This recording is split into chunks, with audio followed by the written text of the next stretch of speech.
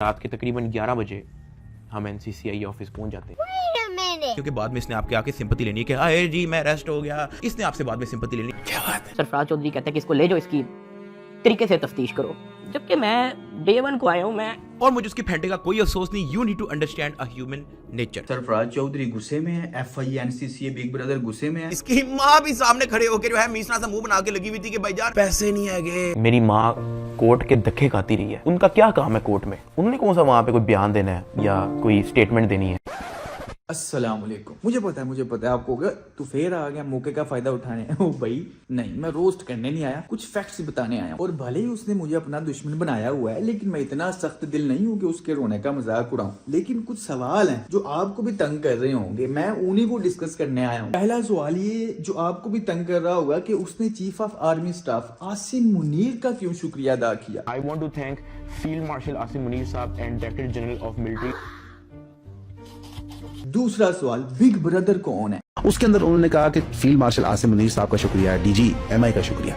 क्या DG MI field marshal Asim Munir का ये काम है जिसके लिए इनको शुक्रिया अदा किया जा रहा है? तीसरा सवाल कि अगर जुए की एप्स को प्रमोट करने वालों को ही पकड़ना था तो सिर्फ डक्की को क्यों पकड़ा? और भी तो हजारों पाकिस्तान में यूट्यूबर्स हैं, उनको क्यों नहीं पकड़ा? चौथा सवाल, एफआईए ने डक्की को पकड़ा तो सही, लेकिन किसके कहने पे? पांचवा सवाल, डक्की को अगर सिर्फ इंसाफ के लिए पकड़ा गया था जुए की प्रमोशंस के लिए, तो सरफराज अहमद चौधरी की क्या डक्की से कोई पर्सनल दुश्मनी थी जो उसने एक बच्चे के सामने डक्की पर तशद्दुद किया? बहुत जोर का पीछे थप्पड़ मारता है सरफराज चौधरी साहब उस 7 साल के बच्चे को, कहते हैं ये देखो इसके साथ क्या हो। जब मैं कॉल करता हूँ तब बदला की और इसकी लड़ाई हो रही होती है तो किडनैपिंग को, तशद्दुद को, जुल्म को नॉर्मल बताने के लिए, नॉर्मलाइज जस्टिफाई करने के लिए कह रहा है कि लड़ाई हो रही थी। जब मैं कॉल करता हूँ तब बदला की और इसकी लड़ाई हो रही होती है तो अब अगर हम भी तुम्हारा रोना सुन के जो तुम पे तशद्दुद हुआ कहें कि तुम्हारी और सरफराज चौधरी की लड़ाई हो रही थी, जिस तरह तुमसे ताकतवर ने तुम पे तशद्दुद किया ना, उसी तरह तुमने भी मुझ पे ताकत के नशे में तशद्दुद ही करवाया था। मैं कहता हूँ कि भैया इसको छोड़ना नहीं है और इसको कहो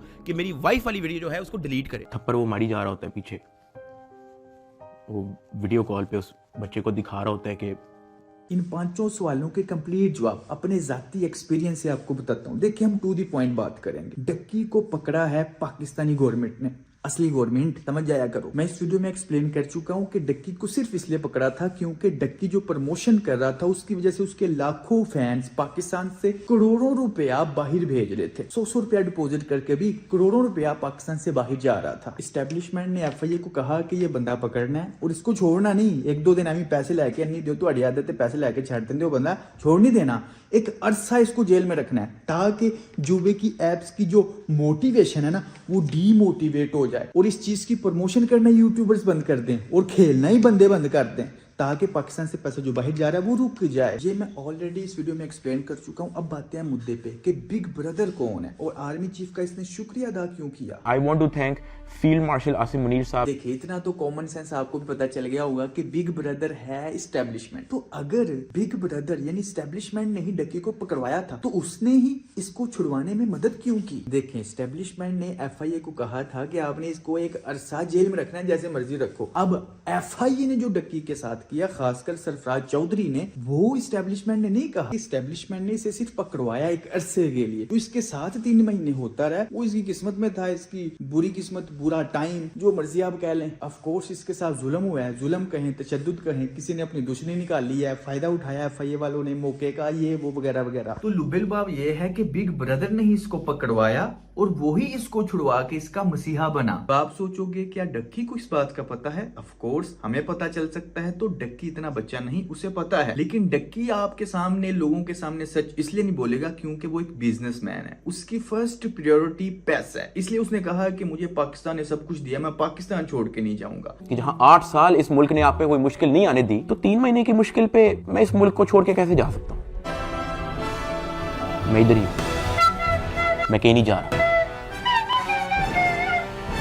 बेटा, क्योंकि तेरी जिंदगी का मकसद सिर्फ पैसा है। तू एक सिर्फ अमन वाली जिंदगी चाहता है जिसमें कोई टेंशन ना हो, लेकिन अल्लाह ने तुझे इतना बड़ा मौका दिया, इतना बड़ा प्लेटफॉर्म दिया ना, अगर तू पाकिस्तानी अवाम के लिए, मुआशरे के लिए, दीन के लिए कुछ कर जाए ना तो मरने के बाद भी याद रखा जाएगा। लेकिन नहीं, इन सारे बड़े मकासद में कुर्बानियां देनी पड़ती हैं, टेंशन लेनी पड़ती है, और तुम्हारी जिंदगी का मकसद तो पैसे से ही शुरू होता है, पैसे पे ही खत्म हो जाता है। ये असल वजह है जिसकी वजह से तुम पाकिस्तान छोड़ के नहीं जाओगे। तो ये लोगों के सामने ड्रामा ना करो, सिंपैथी, झूठी सिंपैथी ना लो। पाकिस्तान ने तुझे 8 सालों में इतना कुछ दिया, तूने पाकिस्तान को बदले में क्या दिया? बच्चों को जुए पे लगा दिया और नाच गाने पे लगा दिया। तो अगर वो सच बोलेगा तो पाकिस्तान से बाहर जाके ही बोलेगा ना, अगर पाकिस्तान के अंदर रह के बोलेगा उन्होंने फिर लम्हा पा लेना है। तो दैट्स व्हाई डक्की ने कहा कि मैं पाकिस्तान में ही रहूंगा। क्यों? उसकी फर्स्ट प्रायोरिटी पैसा है और पाकिस्तानी अवाम है। क्यों? उसे पता है जैसे रजब भट्ट बाहर गया उसके 1-1 मिलियन व्यूज आ रहे हैं। 8 मिलियन सब्सक्राइबर्स वाले बंदे को 1-1 मिलियन व्यूज। क्यों?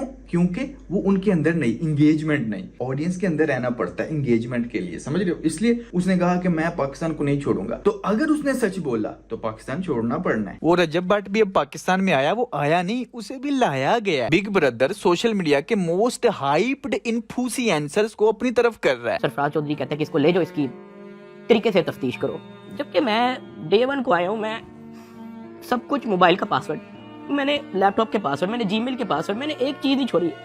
मुझे आज जितने ऑफिसर्स थे वहाँ पे, मुझे एक ऑफिसर आके दिखा दे, बता दे कि डक्की भाई ने हमें ये चीज़ नहीं थी दी, इसलिए हमने मारा है।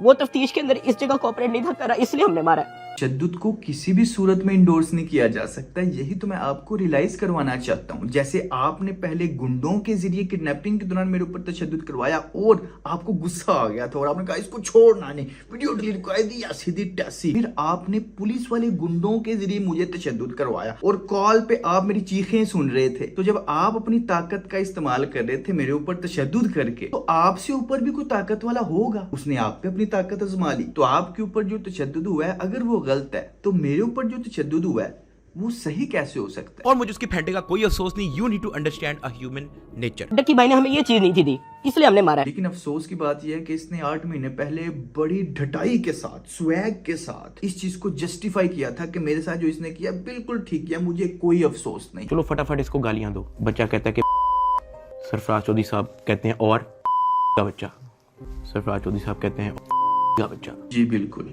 गालियां देना बहुत ही बुरी बात है, गंदी गंदी गालियां देना बहुत ही बुरी बात है। देखो, जिसको गालियां पड़ी हैं उसने तो कभी गाली दी नहीं ना। सारी ऑडियंस इस बात का इंतजार कर रही है कि कब इसकी शादी होगी, कब इसकी सुहागरात का व्लॉग YouTube पे चलेगा और कब इसकी पैंट झोलियां बंद होगी। इसको रोस्टिंग नहीं कहते बेटा, इसको कैरेक्टर असैसिनेशन कहते हैं। तू अनपढ़ है, तुझे पता कुछ। कितनी तालीम हासिल करनी पड़ती है रोस्टिंग करने के लिए? आपने कौन सी डिग्री की थी रोस्टर बनने के लिए? ये अपनी ना ऑडियंस को, बचुंगरों को स्वैग के साथ बताना चाह रहा है कि जो मैंने रोस्टिंग कर दी हुई है ना गालियों वाली, वैसी तो कोई कर ही नहीं सकता। और तू अनपढ़ है, तू बच्चा है, कौन सी डिग्री करनी पड़ती है? क्या मुझे पढ़ा लिखा रोस्टर कहोगे? साइलेंट गर्ल नाम नहीं मियाँ जी, ब्रांड है ब्रांड। बाबा जी सियालकोट, सियालकोट। नाम तक तो ठीक था, लेकिन अब ये ब्रांड भी बन गई है। जल्द ही इसके अंडरवियर ब्रा पैंटीज के अंडरवियर ब्रा पैंटीज, सुपाड़ियां, चरस और नस्वार देखने को मिलेगी। मुझे पता है कि मेरी वाइफ क्या है, लेकिन आपने खुद ही अज्यूम कर दिया कि वो गोल्ड डिगर है। इसको रोस्टिंग नहीं कहते, ना ही इसको सच्चाई दिखाना कहते हैं, इसको कहते हैं कैरेक्टर असैसिनेशन। अब मैं आपकी वाइफ को नहीं जानता पर्सनली, क्योंकि वो आपकी वाइफ है, मेरे साथ तो नहीं बैठी हुई। अब मैं यहाँ पे आपकी वाइफ पे इल्जाम लगा दूं कि वो गोल्ड डिगर है। मुझे क्या पता कि वो गोल्ड डिगर है कि नहीं, वो तो तुम्हारी वाइफ है, मेरी वाइफ तो नहीं है। इसको रोस्टिंग नहीं कहते बेटा, इसको कैरेक्टर असैसिनेशन कहते हैं। तू अनपढ़ है, तुझे पता कुछ भी नहीं। खुद यूनिवर्सिटी से निकाला हुआ बंदा एक गोल्ड मेडलिस्ट को अनपढ़ कह रहा है, क्या ये कैरेक्टर असैसिनेशन नहीं? किसी को कभी इसने कोई गंदी गाली नहीं दी। अपना पूरा तुमने करियर दूसरों को गंदी गंदी गालियां दे के स्वैग कूल बन के बनाया है। अपने ऊपर जब एक बच्चा गालियां दे रहा है तो रोने लग गए हो। He has apologized from Sham and his wife. He has said it. He was a kid that time. अरे बच्चे, किड वो नहीं, किड तुम हो जो उसकी बातों में हर बार आ जाते हो। वो तो बड़ा सियाना है। ये 21 साल का किड बच्चा डक्की अपनी गालियों को डिफेंड कर रहा है। अब आते हैं गालियों पे। यार जब मेरे 0 सब्सक्राइबर थे ना 4 साल पहले, तब भी गालियां थी वीडियोस में, 4 साल बाद भी गालियां हैं। सरफराज चौधरी साहब कहते हैं और का बच्चा, सरफराज चौधरी साहब कहते हैं का बच्चा। तो मेरे थप्पड़ इधर लगता है, फिर वो कहता है मुंह पर कर, फिर मेरा थप्पड़ इधर लगता है। वो मारी गया जब तक उसका दिल नहीं भरा। मैंने तो गिने भी नहीं है कि उसने मेरे थप्पड़ कितने मारे। जी बिल्कुल, थप्पड़ वो मारी जा रहे होते हैं। कैसा लगता है फिर? जब कोई ताकत के नशे में आप कुछ कर नहीं सकते, वो 4-5 बंदे हो, आप कुछ नहीं कर, आप आगे से हाथ उठा नहीं सकते और वो आपको थप्पड़ मारी जलील करी जा रहे हो और गालियां दी जा रहे हो, तो कैसा लगता है? जो मेरे साथ तुमने किया था किडनैपिंग के दौरान, और कॉल पे तुम सुन भी रहे थे, सुन लो, खुद सुन लो, जिसको बड़ी डिटाई के साथ 8 महीने पहले लोगों को बता रहे थे, खुद सुनो जरा। जब मैं कॉल करता हूं तो बदला की और इसकी लड़ाई हो रही होती है तो मैं कहता हूं कि भैया इसको छोड़ना नहीं है और इसको कहो कि मेरी वाइफ वाली वीडियो जो है उसको डिलीट करे। फिर मेरा थप्पड़ इधर लगता है, वो मारी गया जब तक उसका दिल नहीं भरा। मैंने तो गिने भी नहीं है कि उसने मुझे थप्पड़ कितने मारे। मेरे ऊपर जब जोर आजमाई, ताकत आजमाई, गुंडों के जरिए जोर आजमाया जा रहा था, तब ये स्वैग था, तब ये कूल था। ओ डकी का स्वाई है वो। अपनी बारी आई है तो रोने क्यों लग गए हो बेटा? रो क्यों रहे हो? खैर मैं तब बड़ा हेल्पलेस होता हूँ, मैं समझ नहीं आती कि मैं क्या करूँ। और हाँ, कैसा लगता है जब आप हेल्पलेस फील करते हो, जब आप सोचते हो कि मैं भी एक इंसान हूँ, ये भी एक इंसान है, लेकिन ये मेरे ऊपर तशद्दुद कर रहा है, तो फिर कैसा लगता है? जिल्लत फील होती है कि नहीं? समझ नहीं आती कि मैं क्या करूँ और किस तरह इससे निकलूं। मैंने क्या किया ऐसा? इस पर जो तशद्दुद हुआ उसे कह रहा है कि मैंने किया क्या था, रोने लग गया है, मेरे ऊपर क्यों, मुझे क्यों मार रहे हो? मेरा जब फेंटा लगा रहा था तो इसे कोई अफसोस नहीं।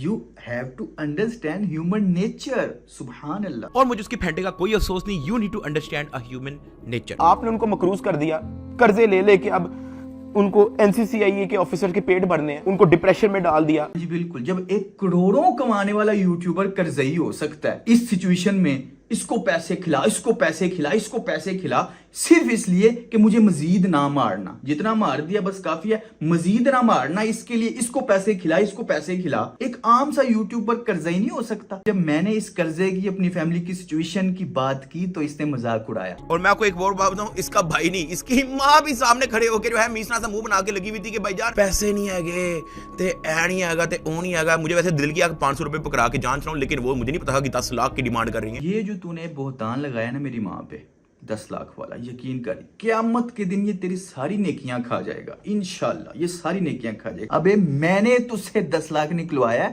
जनवरी 2024 में। मैं 16 लाख निकलवा रहा था। जैसे तूने प्लानिंग करके मुझे फंसा के मेरी फैमिली के साथ सुलह की थी ना, फिर मैंने भी तेरे साथ गेम खेली। मेरे पास भी अकल है तो मैंने तुझसे पैसे निकलवाए। अन्नी दिया 5 लाख तुझसे, 5 लाख नानी वाले से। तूने मेरी माँ के ऊपर जो बोहतान लगाया ना, तेरी सारी नेकियां खा जाएगा। मेरी माँ कोर्ट के धक्के खाती रही है, उनका क्या काम है कोर्ट में? उन्होंने कौन सा वहां पे कोई बयान देना है या कोई स्टेटमेंट देनी है? इसकी माँ भी सामने खड़े होकर जो है मीसना सा मुंह बना के लगी हुई थी कि वो कौन सी वकील है जो उनका कोर्ट में कोई काम है। वो सिर्फ वहां पे इसलिए आती ही कि मुझे कोई 30-40 सेकंड के लिए अपने बेटे की झलक देखने को मिल जाए, मैं बस देख लूं कि यार मेरा बेटा ठीक है। इसकी माँ भी सामने खड़े होकर जो है मीसना सा मुंह बना के लगी हुई थी, सिर्फ इसलिए आती रही। तुम्हारी माँ माँ है, मेरी माँ नहीं। तुम कोई अलहदा इंसान हो, तुम कोई फरिश्ते हो, अलहदा से जमीन पे आए हो। तुम और मैं, हम एज अ ह्यूमन एक नहीं है क्या? तुम मुझसे अफजल हो? तुम्हारी माँ अफजल है, मेरी माँ अफजल नहीं। सबकी माएँ सेम है, माँ सांझियां होती हैं। जब मेरी माँ रो रही थी थाने के बाहर तो इसने मजाक उड़ाया, लेकिन अपनी माँ, सुभान अल्लाह। उसी इंस्पेक्टर जिन्होंने मुझे PDF सेंड की होती है उसके FIR की, उनकी मुझे कॉल आती है और वो कहते हैं कि डक्की भाई इसकी माँ का क्या करना है। मैंने कहा इसकी माँ को क्या हुआ है? कहते हैं इसकी माँ जो है ना थाने के बाहर आके रो रही है और बाकी इसका पूरा टब्बर भी आया हुआ है, पाई ताया मामा चाचा सारे आए हुए, और इसकी माँ जो है ना वो थाने के बाहर आके रो रही है। मेरी दफा स्वैग मार रहे थे अपनी शीप ऑडियंस को खुश करने के लिए, डक्की भाई का स्वैग आता है। अपनी जगह रो रहे हो, अपनी बारी आई हो तो ऐसे सिंपैथी ले रहे हो। ओ भाईजान मैं तो मिठाइयां भी बांटूंगा हमसायों में। सेलिब्रेटिंग क्या होता है? एक बंदा मेरी पूरी फैमिली को मेंटल टॉर्चर से गुजार चुका है और आप कह रहे हो कि मैं उसको सेलिब्रेट भी ना करूं जब उस पे FIR लॉन्च हो गई है। मेरे ऊपर फेक FIR करवा के, मेरी फैमिली को टॉर्चर करवा के, जहनी उनको इतनी बुरी सिचुएशन से गुजरवा के ये मिठाइयां बांटने का सोच रहा था, लेकिन मैंने नहीं सोचा, अल्लाह की कसम मैंने नहीं सोचा। बस जब तुम पकड़े हो, जाहिर बात है तुमने मुझे अपना दुश्मन बनाया हुआ है, तो जब पकड़े गए एक होता है कि हाँ फड़िया गया। यकीन करो अल्लाह की कसम 5-10 दिन बाद जब कुछ दिन गुजरे हैं, मुझे तुम पे तरस आ रहा था। ये सब कुछ होने के बाद आप लोग मेरे से एक्सपेक्ट नहीं कर सकते कि ये बंदा मेरी गुड बुक्स में है और एक बंदा इस पे गुस्सा हुआ है तो मैं उसको ये नहीं कहूंगा नहीं यार नदीम ऐसे नहीं करो यार, वो लल्ला ब्रदर बेचारा रो पड़ेगा यार, ऐसे नहीं करो यार, गुस्सा नहीं करते। सरफराज चौधरी साहब, हाँ FIA साहब, NCCA साहब, बिग ब्रदर साहब, ना करो बेचारे डक्की भाई के साथ ऐसा। वो बेचारा डक्की छोटी सी बतख रो पड़ेगा।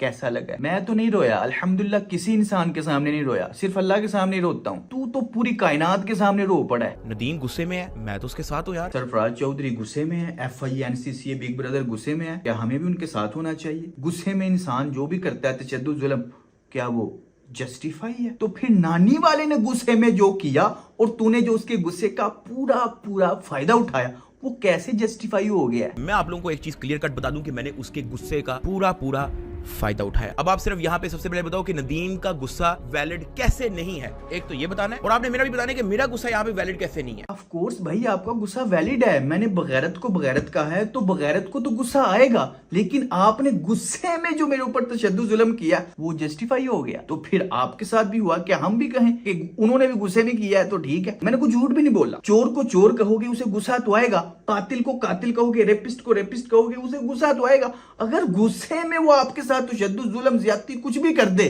तो वो हक पे है, वो हक पे हो गया, और मैं हक पे नहीं हूं, मैं बातिल हूं। और आपने मेरा भी बताना है कि मेरा गुस्सा यहाँ पे वैलिड कैसे नहीं है। भाई ऑफ कोर्स मैंने आपको बगैरत कहा है तो आपका गुस्सा वैलिड है। जिस तरह काबिल का गुस्सा वैलिड था तो उसने हाबिल को कत्ल कर दिया, जिस तरह उस मनहूस लड़के को सना यूसुफ पे गुस्सा आ गया तो क्या उसका गुस्सा वैलिड हो गया और उसे हक पहुंच गया उसे कत्ल करने का? इंडिया में जो लड़के लड़कियों के चेहरों पे तेजाब मारते हैं, गुस्से में मारते हैं, कोई पीछे रीजन वाला गुस्सा होता है। यानी आप अंदाजा लगाओ, इसने अपनी ऑडियंस को ये यकीन दिला दिया था कि गुस्से में आप किसी के ऊपर भी जो तशद्दुद करते हो वो ठीक है। अवाम भी बेचारी इतनी भोली वाली है कि सिंपैथी के चक्कर में, वो भेड़ चाल वाली अवाम है ना, सिंपैथी के चक्कर में उसके सारे क्राइम्स ही भूल गई है। और आप भी अब बड़े हो गए हो, समझदार बनो, भेड़ चाल का हिस्सा ना बना करो, अकल से काम लिया करो।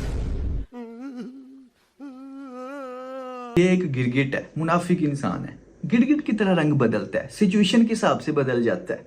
फर्स्ट प्रायोरिटी इसकी सिर्फ पैसा है। लेकिन मैं कभी इन चक्करों में इसलिए नहीं पड़ा क्योंकि मुझे पता है कि अगला बंदा है एक मैनिपुलेटर, उसने बनानी है वीडियो और फिर उसने लोगों से लेनी है सिंपैथी, ये कह के कि मैं यार अपने घर में बैठा हुआ था और मुझे सोटियां पड़ गई। हाँ, अगला बंदा है मैनिपुलेटर, उसने वीडियो बनानी है और ऐसे चौंकड़ी मार के बैठ जाना है और लोगों से लेनी है सिंपैथी।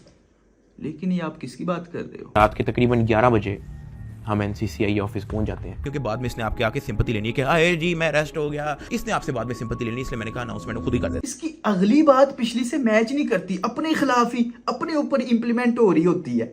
कभी और किया? मैंने 3 सालों से यही तो आपको दिखाया। अल्लाह पाक किसी की फैमिली को उस चीज से ना गुजारे जिस चीज से मेरी फैमिली गुजरी है। हाँ जी बिल्कुल, अल्लाह किसी की भी फैमिली को इस सिचुएशन से ना गुजारे जिस सिचुएशन से आपने मेरी फैमिली को गुजारा।